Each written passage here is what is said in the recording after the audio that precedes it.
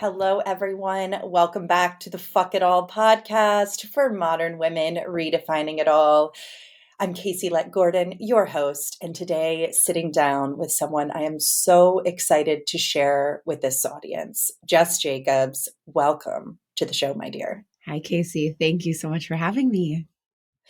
Jess, for those of you that don't know, is an artist, an activist, and what brought us to this conversation, an executive producer on the Sundance Premier film Plan C, and as a part of this movement of educating really the public. It's not even just women, the public about the option of pill-based abortion, especially in the face of the Roe v. Wade overturn and the current state of women's health and wellness in 2023 in America. Perfectly said. I mean, you hit the nail on the head. And I think specifically too with Plan C, we're looking at the availability of the pill by telemedicine. And so, in a landscape like the one that we're in now, where access is so restricted because of Dobbs, which is the case that overturned Roe versus Wade, we're really seeing telemedicine as the only option for so many people in this country. And so the film follows this intrepid group of providers who are seeking to make that pill available. I had the chance this morning to actually preview the film, and it is so much more cumbersome than I even thought. And I, it's probably been it's almost 10 years ago now, had an abortion. And that experience in itself, that was in a Roe v. Wade, accessible care, but that in itself was a traumatic experience. And I don't think abortion has to be traumatic. I want to give that asterisk. But when we talk about the stigma around it, when we talk about the protesters outside of these clinics, when we talk about, even at the time, I remember them sharing the option of pill-based abortion. And it was not, my doctor actually deterred me from it. It was, Really? They pushed that they recommended, they said and so just in watching the film of not only, I think, educating people on the option of pill-based abortion to be able to experience or take control and have autonomy over your health, especially in your home, in your own space. Mm-hmm. But also, as it sounds like the providers themselves are really going on this education of what does this treatment look like? How do they expand care? And so I just kept putting myself back in that space. One, I was much younger. It was 10 years ago. So I was 23 years old. It was in a different state of the world. I think I took for granted, I know I took for granted what open care looked like. And so as I watched in the film, and we'll get into a lot more around not only bodily autonomy, but artistic autonomy and autonomy over just our minds, and especially in the state of the world, I just kept going back to that place of what I would feel like now. Yeah. Having gone through the same experience. And so I'm curious with you, when you and I had our initial conversation, it was this idea that your work sits at the intersection of art and activism. Yeah. And I want to hear about what autonomy looks like for you as a creator, as an artist, how that has, I would imagine, impacted your work with Plan C and, certainly in the women's health space. So I just want to give you the floor in this space to talk a bit about your relationship with all of this. Thank you. I mean, I first of all have to say that I appreciate you sharing your abortion story. I think it's such a powerful connector. I also had an abortion. I was 19, so it was 11 years ago. And I think one of the things that really introduced me to this idea of sort of storytelling, art, abortion, like the kind of, like you said, the intersection of all of these things, is that my experience with my abortion was also traumatic, not at all because of the abortion, exclusively because Right. of how stigmatized it was and how afraid I was for anybody to know that I had had one. And eventually, finally, I think I was like 23 or 24. I told my mom that I had had an abortion, and she said that she had had one as well, also as a teenager. And we had just never talked about it. And so I had spent these like 5 years feeling so isolated and so alone and so ashamed. And I had sisterhood with my own mom and just didn't know. And so And I'm curious there, if you don't mind me saying it, like the catalyst to eventually share that with your mom? Was that you becoming comfortable in your own skin? Was there an event around that? Because I think that that's something like across generation, and especially one of our most significant female relationships in our lives with our mothers or matriarchs. it was Donald Trump, which I hate to say, but it really was. Yeah. It was the rise of this like incredibly misogynistic, incredibly disgusting, abusive man who was mobile. I mean, this man has assuredly paid for abortions, assuredly, and he was mobilizing this movement of people um, who who have been brainwashed into believing a rhetoric that doesn't serve them. It doesn't serve any of us, frankly. And so I was watching him really mobilize that rhetoric, and was so sad and so angry. Mm-hmm. And my mom, I grew up in San Diego, and I was home. I was living in New York at the time, and was home visiting. And she and I went out for sushi, and we were sitting at the sushi bar having our dinner. And I told her, and it ended up a cry fest. Obviously, like both of us were just like Yeah. sitting at the sushi bar sobbing. I'm sure everybody like what. You're part of somebody else's story somewhere. They're like these two women. um, but yeah, I mean, the catalyst was very much sort of seeing, seeing the beginning of the deterioration of like nuance and dialogue. And obviously, like Roe was never enough. Like there was work to do before Donald Trump. Mm-hmm. But I think the urgency of it, and of course, like the coming of age, I think of being in your early mid 20s, like you just start to figure out what you want to stand for. And it was a secret I just didn't want to keep anymore in the face of all of that. But I think it's really interesting too in the face of the film. Two things. One is that, this film really was born with Kavanaugh's appointment. Mm-hmm. Tracy often talks about how that appointment to the Supreme Court kind of felt like the first shoe to drop in terms of the loss of access to abortion care in this country by a Supreme Court, and sort of activist Supreme Court. And so, I think all of these sort of life journeys kind of intersected when Tracy and I met. And she had already started making the film. So when I was able to jump on board and support her and work with her, it was interesting just to sort of hear how all of these things kind of were aligned, that we had been on similar parallel kind of tracks in Yeah. some way in terms of reacting to what was happening in our country.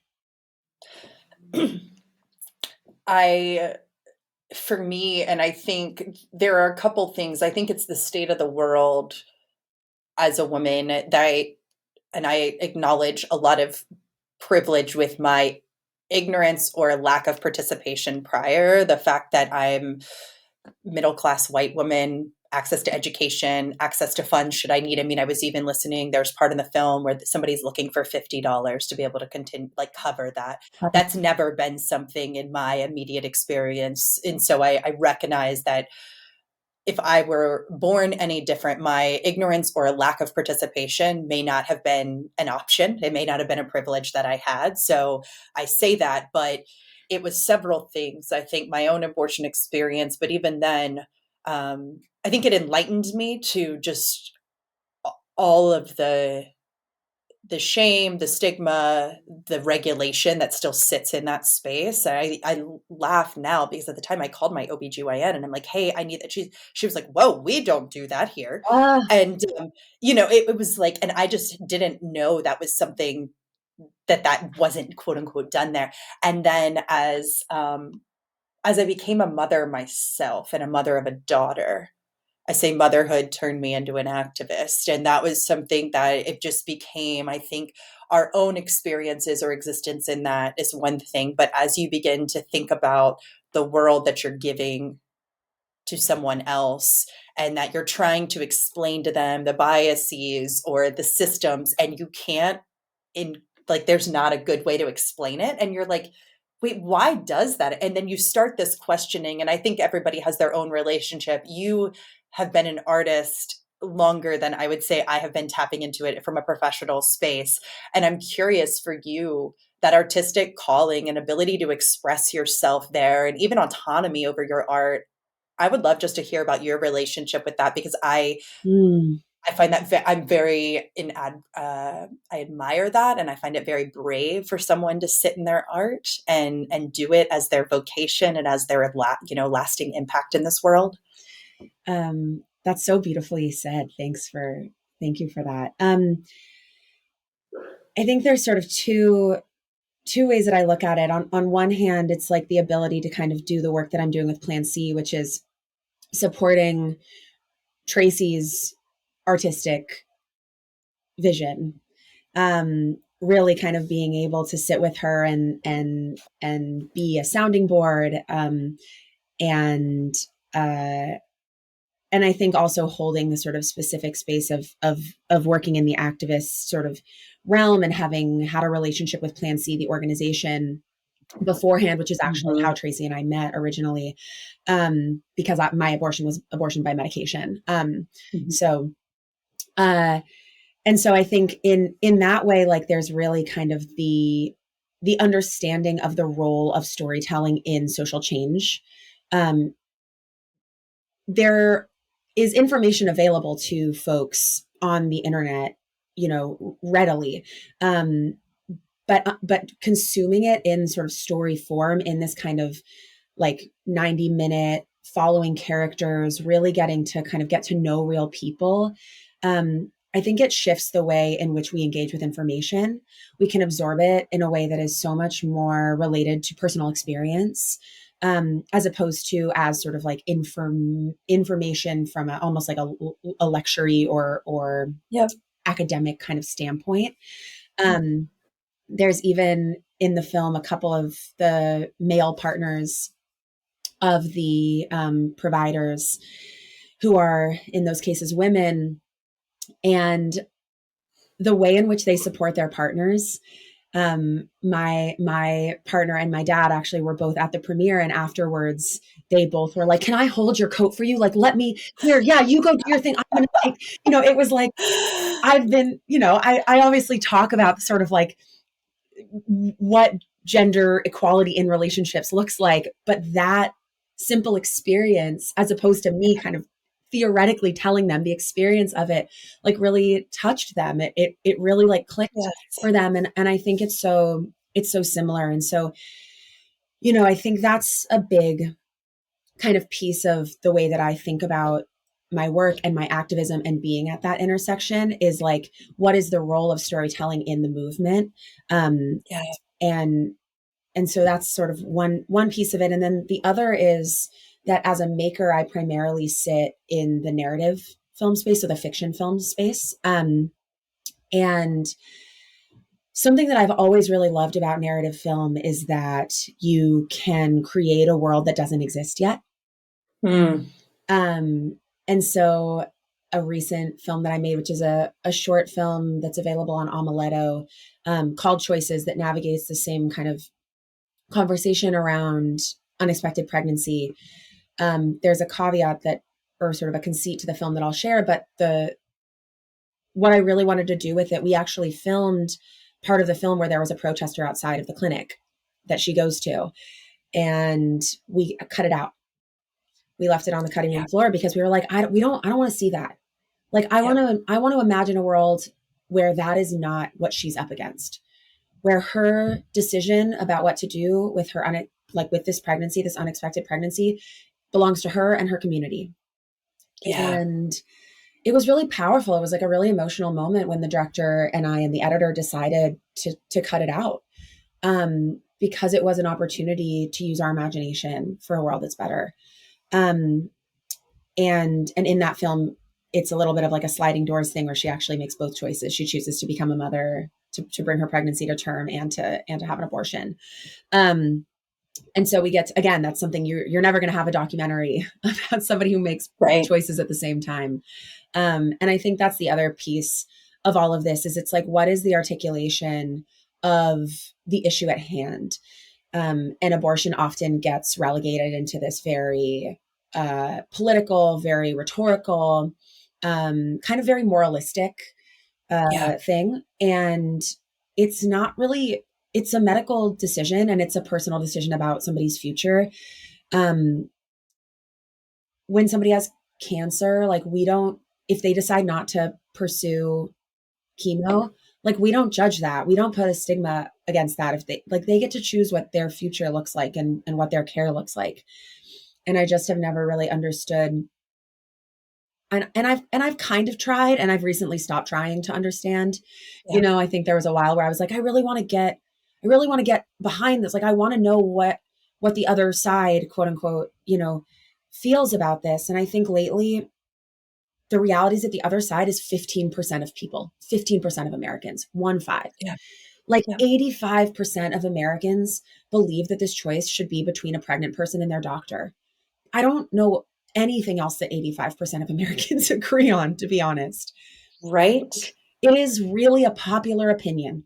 This is not a majority. This is not even like a large minority. It's a very, very small minority.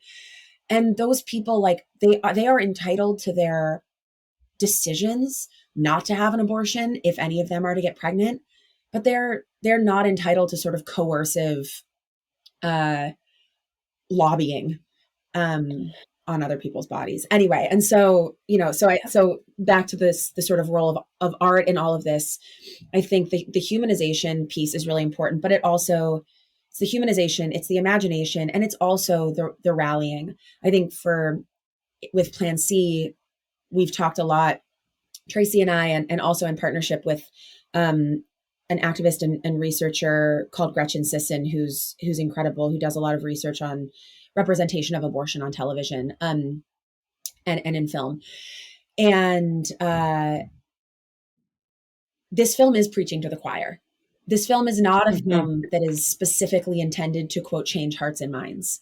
This is a Mm-hmm. film that is intended to rally the base, to say, you believe in and stand by bodily autonomy for people. Here's knowledge, here's information that can serve you, that can serve others in your life. Like we can do this, we can do this together. And I think it's one of the things about the film that's the most powerful is that it really is, there's a lot of hope in it. At the end of the story, you don't leave feeling like, oh God, what do we do now? It really feels like there's an answer. And it's for right now, it's these pills. And these pills are not reproductive justice. These pills are not all options for all people, if, when, how they need them. But it is what we have for right now while we're fighting for justice. There's, oh my gosh, so many pieces I want to unpack, double click, whatever, terrible corporate analogy you want to use, that I want to dig into there. It's the role of story in social change. And we were talking a few weeks back, and how we think about our model. And this is something that I think Sundance was so affirming to us, because we were able to be with other storytellers, and just, I think, the power of feeling seen and feeling affirmed by people who have like values. Yeah. Um, it's the role that stories, every single one of us has been told a story, and those inform our beliefs, whether something is good or bad, whether something is moral or not, whether something is hard or easy. These all track back, and many of them when we were very young. Also, many of them told through mainstream media like television and film that is so pervasive in the US. Those beliefs then inform how we act in this world. And an example of that is my experience thinking that abortion was something that was easily accessible to everyone, that like protesting happens, but not here, because that was not something that I had personally experienced. It was something that you can get pregnant, there's an abortion available, Roe v. Wade is out here, we have access. And until I started living my own experience and my story, it was then that my beliefs changed. My actions were also that I was a very passive or non-participant Mm-hmm. prior. Mm-hmm. Whereas going through that experience and the beliefs that I, then shifted, oh no, I can't do that anymore. And when we begin to look at the systems, and that's the hardest part, because the systems are working with so many other major energetic and incentive models like capitalism, like the patriarchy, like bipartisan politics, things that Yeah. women, if we look historically, women and again, just the giant asterisks, non-straight white men have been excluded from intentionally. And so I think as you were saying that, like you tried to understand the other side. My small percentage of me says they have not personally experienced someone experience an abortion or need an abortion or knowingly. And so maybe that's the small, 2% of that 15. The remaining 13% or whatever, you want to say, it's not actually about that. And that's the thing that becomes really hard for me as someone that's looking at the systems at play. It's like, you don't want us to participate here because you don't want us to participate in other areas that affect our freedoms in this country, affect how we raise our children, affect the education and access we have, affect our relationship and community system, all of these pieces, the things that many of us, because we can, get to take for granted. But this is the first time that I've seen those passive participants wake up. And the film, you also articulated that film can have different purpose. Some of it is changing hearts and minds, and some of it is that affirming, rallying the base. And now that you say that, I look at that and think, yeah, that is what it is. And I think it humanized to me how much more work there is to do and how much work goes into just making this thing that, you hear pill-based abortion. There's partners of ours like Wisp, and I know they were involved with the film as well. And they're one of the largest providers of pill-based abortion through telemedicine available. I hear that and I'm like, oh, well, they've been backed by VCs and they're doing, so it must be mainstream. And this film showed me how hard it is, and just the safety aspect. We can't stay in the same place for longer than 30 minutes. We have to have people go across state lines to make this phone call. Things that historically, not even historic, up until, prior to watch it, that I did not realize how complicated it still is. And so then I sit here and say, how dare you not be involved if that is something. And so that is what I took away from the film, is like, wow, no, this is the moment to act. And we all have a role in it, right? Like, Yes. that's the other thing of this film, is like, these are all like normal people. Like, they're extraordinary in their own sort of Right. ways and in their own ways of showing up. And I know them all personally, and they are truly extraordinary, wonderful human beings, but they're also all just like normal people with partners and dogs and lives and house, like they're just living their life, but they're meeting this moment in such a way. And I think that that's the call to action to the base, is like, you don't have to be more than you are to be a part of this movement. And that is like hella touching. And like, I think in a moment where so many people are like, what do I do? How do I show up? This is a way. Yeah. And I'll plug on here that Plan C, the organization, has a website, plancpills.org, where you can find information on all the different abortion pill providers, as well as some of the kind of legal circumstances of it all. And then as the film becomes available more widely, if you're at South by Southwest, you can see it there. And then as it becomes available more widely, there will be information on how to watch it on Plan C's website, I believe. So there's that. I think the other piece of all of this, in terms of like the danger and kind of what we're up against now with the fall of Roe versus Wade, is like, there's a lot of people. I mean, I think it's like the stat is 90, I believe it's 96% of counties at the moment of the fall of Roe. So it's less now, fewer now. 96% of counties in the United States of America did not have an abortion provider. So Roe was not, access has always been an issue. And so access to telemedicine abortion, which became more available during the pandemic, was really in some cases people's only option if they didn't want to or weren't able to travel and incur costs of childcare and hotel stays and, you know, all of that stuff. Because additionally, the majority of people who have abortions are parents already. What has happened with the fall of Roe is criminalization. So it's the fear of criminalization. And there haven't actually been terribly many cases of the sort of legal pursuit of pregnant people inducing their own abortions. But it's definitely the scare tactic. And that's what folks are up against. And of course, that disproportionately impacts Black and brown folks. So, you know, I think like that's also what the film I think captures really well is like there's an access problem. That access problem is impacted by the pandemic and in almost like a positive direction. And then Roe falls and we're up against not just access, but also like safety, really sort of basic safety. That was a topic that came up in the film. And also, just side note for everyone, all links to wherever this is available, as well as screening, etc., will be included in show notes. So if you are interested, want to go deeper, check the show notes for everything about Jess, as well as the film and the organization.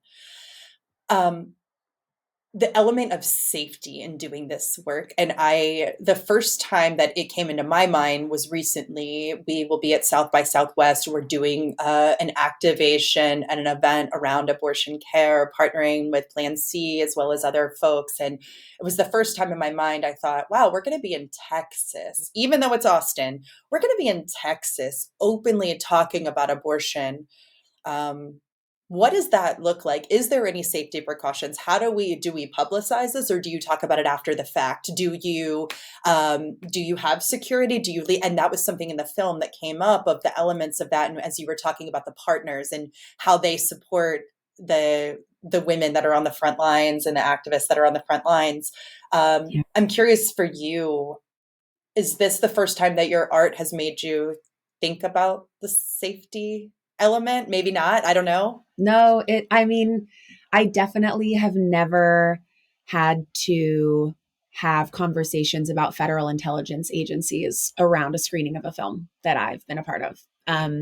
So in that case, like, yes, I think the level of the risk here feels so much higher because of the inclination towards violence. I mean, and you'll see in the film, you know, there's inclusion of a small clip of the insurrection on January 6th. And the reason that that's included is because so many of the people that were at that insurrection are known anti-abortion protesters, are known anti-abortion zealots. There is a serious overlap between the folks that are fighting to coerce pregnant people to bring pregnancies to term that they don't want to bring to term, and the violence that is being enacted on our democracy in this country. And so, you know, I think that awareness, it definitely would be naive to say that we don't take it very, very seriously, and more seriously than I've ever had to, consider it in the past.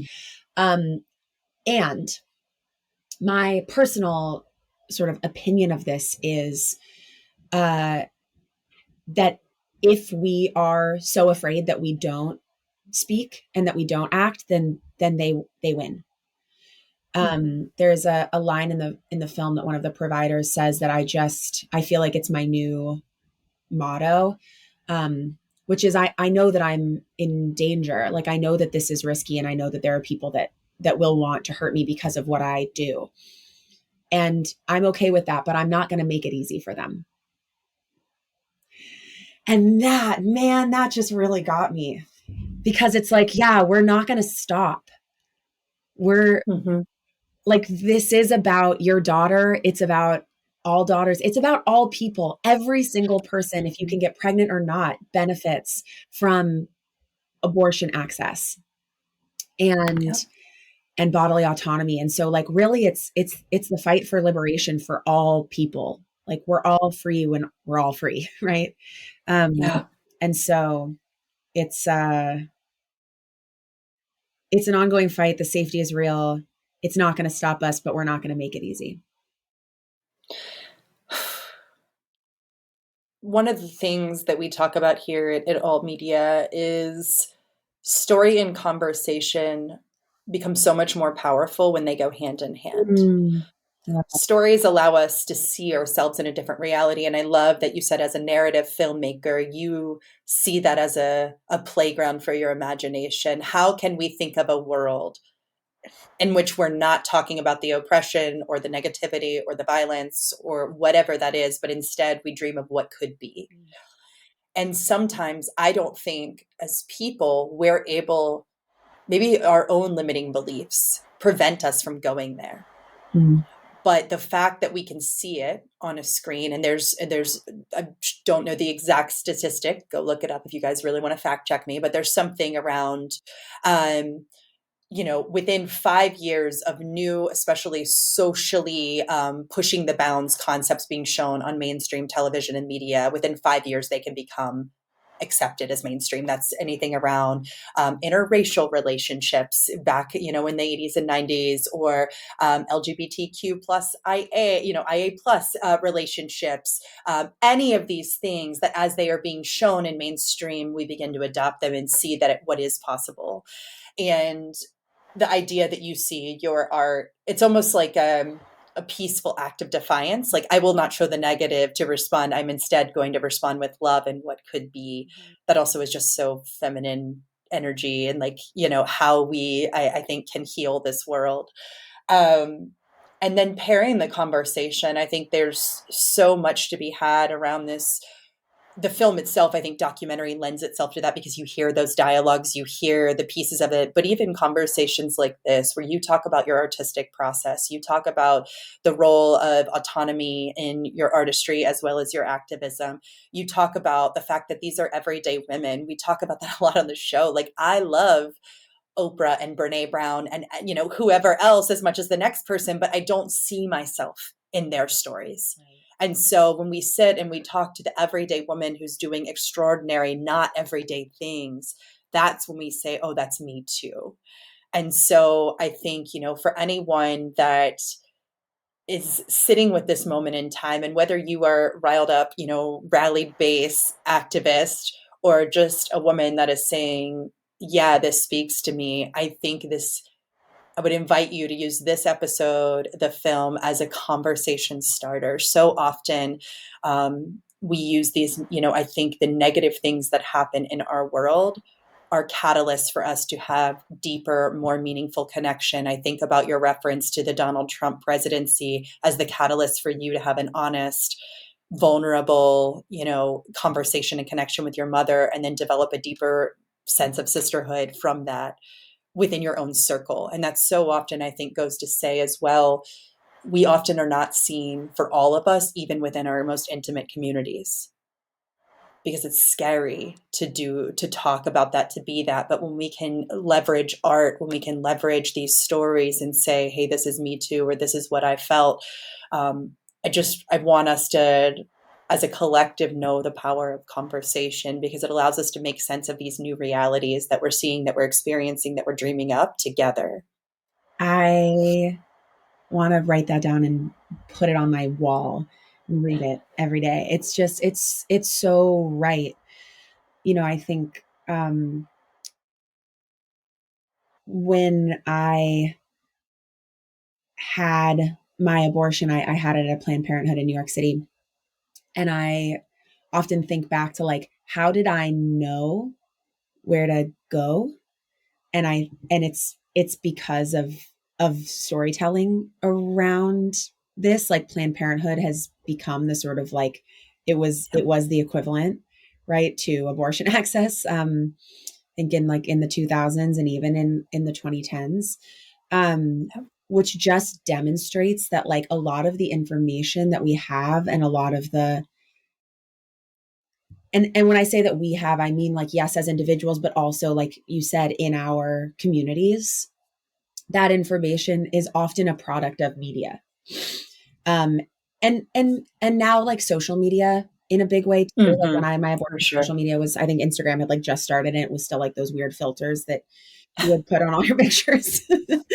um, but now that I think there are so many ways to like find community online too, if like in your sort of geographical proximate, you haven't been able to identify sort of a place that you feel safe sharing your story or finding community.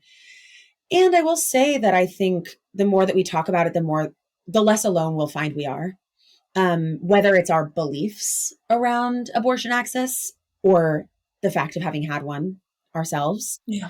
Um, earlier you were talking about the sort of 15% and how, maybe there's like a small portion of them that, that have never had any proximate experience with abortion. And it's so possible. But I think the other kind of wild thing of this is like 1 in 3 people who can get pregnant will have an abortion in their lifetime. And that's so many people. It's almost sort of impossible to imagine that there's anybody who doesn't know somebody. And as Renee Bracey Sherman says, who does not love somebody who has had an abortion. Yeah. We all do. And we all have. And it's just by not talking about it that we don't know it. Yeah. And so, while honoring that there are very much some places, as we said before, where it is not safe to share your story or where you may feel it's not safe. Like there are so many places that are. And this is kind of what I like to call abortion joy, which is every time I tell my abortion story, at least one person will come up to me and be like, I had one too. Here's my experience. We'll give each other a hug. We'll like sort of give each other some love and get to have had a moment of like real human connection. And when I was touring with the narrative film that I was talking about before, Choices, we would have little dialogues afterwards about the state of abortion in whatever state we were in, and kind of talking about the creative process around it and all of that. And there would be like a line afterwards of people being like, I've never seen abortion represented so simply in content before. Like it's so often on film and TV, which is, I mean, this is Gretchen's work. It's also Karen Sprook's work at Planned Parenthood. And the media part, sort of the entertainment partnerships that she does. And she was a consultant for us on Choices as well. But it's like we often have seen abortion as these very traumatic experiences for the abortions themselves, or they've been these coercive experiences where somebody's forcing somebody to have an abortion, which by the way, like that's not what the abortion justice community wants at all, ever. It's liberation, not coercion. But so, I think like in Choices, as in Plan C, in a lot of ways, like the desire of having an abortion is never questioned. It's not like a, why do you have to justify this? It's like, what's right for you. Yeah. And I think the trust of pregnant people, the more trust we have in pregnant people, the more the patriarchy falls. Say it again. Say it again. The more trust we have in pregnant people, the more the patriarchy falls. It's held up by infantilizing and withholding the rights of people who can get pregnant, period.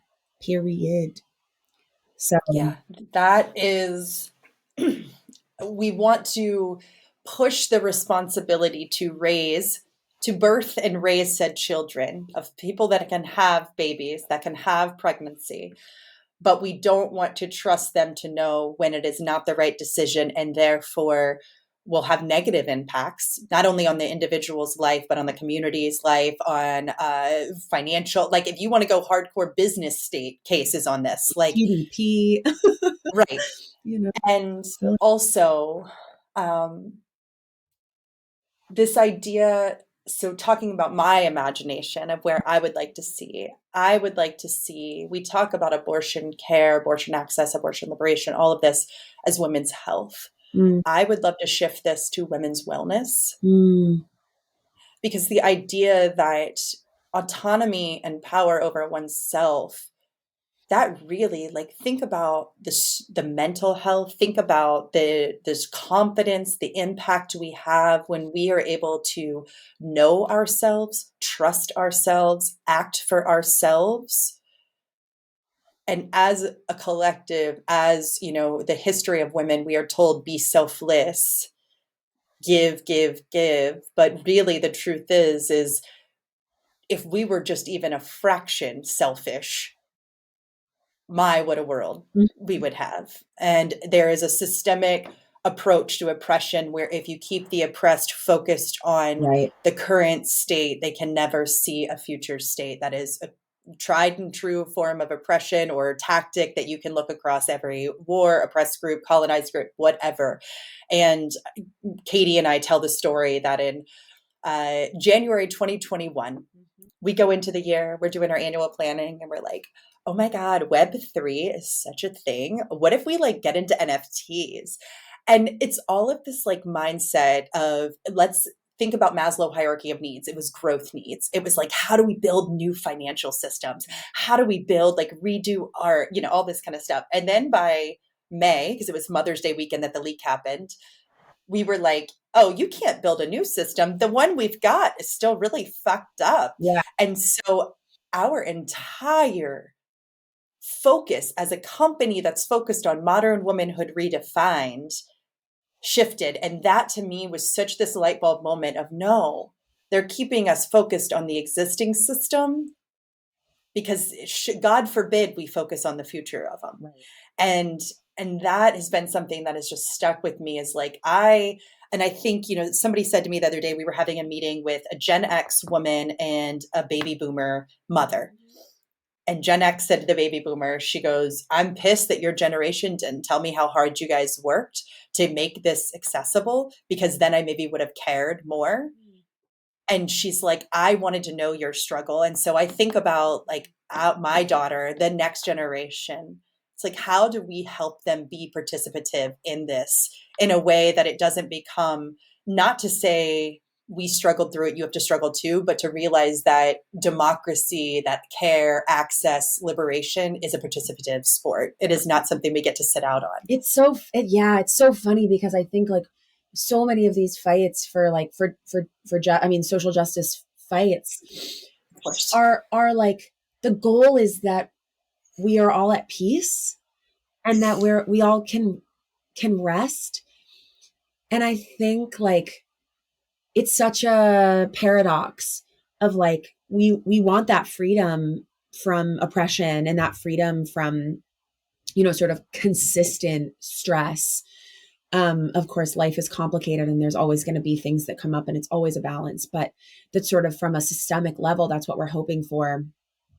And that simultaneously, like the work of our four mothers and four parents, you know, like need to be known. Mm-hmm. And it's something I haven't really considered before. I really love lifting that up. Like, what is that sort of what is the balance? And like, maybe even like, what's the tension between, you know, freedom from having to worry about things and also understanding how much went into getting to a place where folks won't have to worry. And how we hold that without like resentment, how we hold that, meaning how we hold the history of that work, right? Without resentment, without, I mean, it can be really traumatic to be vulnerable in this way and fight for the systemic change and then like have such a blow as the fall of Roe, right? Like, because so many folks have been working on increasing access to abortion and destigmatizing abortion and all of that, you know, before that. And it's like, it's exhausting work. Like it demands so much of our humanness. And then for a blow like that, like, you know, it can be really traumatic. And so also it's like, what does the rest look like? What does the safety look like? there's this movement led by a woman named Trisha. Her last name is escaping me, but it's the NAP ministry. Yes. Her just like position on rest. I just highly recommend all of your listeners to check her out, because I think it's like, that's the other thing, is like, this fight it's going to be a long one. Yeah. And it's not going to be that. Look, I want to speak like the goodness into existence. And I also want to be realistic. Like, it took them 50 years to dismantle this. It's going to take us at least 50 years to build it back. And we have the chance to build it back better. I think, Mm. like, let's take this opportunity to build something that actually works for people, where access is real, where stigma is eradicated, where we can tell our stories safely, make our decisions safely, build our families in the way that we want to, and raise them safely. And with wellness, I think, sort of to one of the original points of kind of this moment in our conversation, it isn't just a like physical health thing. It is if we can't make decisions about our own bodies, what the hell do we have control over in our lives at all? Like, The one place you cannot escape. This is my home, right? This is yes.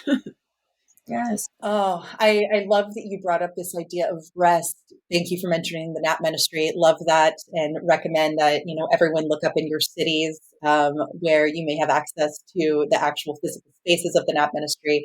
And there's something that I saw, and we may have mentioned it on another episode, but it said a friend of mine shared that your ancestors' greatest wish would have been that they could have rested. Right. And I think about what you said, and I really appreciate that aspect, because then it makes me think about wellness. How do you care for the people? How do you care for the caretakers? And as Beautiful. a country, as a system, we don't. You look at our educators, you look at our healthcare professionals, you look at all of the systems at play, many of which are occupied by women in those roles. And we don't equip them financially. We don't equip them with care. We don't equip it with so many aspects. And so as we build back, thinking about what are the ways that you also look at our education systems that are banning books right now and what can be talked about. So how do we learn about it in the same way we do learn about all the wars that have happened? How do we also learn about these social wars with the same reverence and knowledge to not repeat our history? And so that calls into, I think, the hard thing that I feel as somebody, my co-founder, she's been in systems change for a long time. The thing that I feel, she has to talk me off this ledge a lot, is I start to think of the magnitude of how many people have to be involved to create change. And it can be really hard to keep that momentum, keep that positive outlook. I can get defeated. And so, I think it's a tension that's very real for any of us in this moment in time.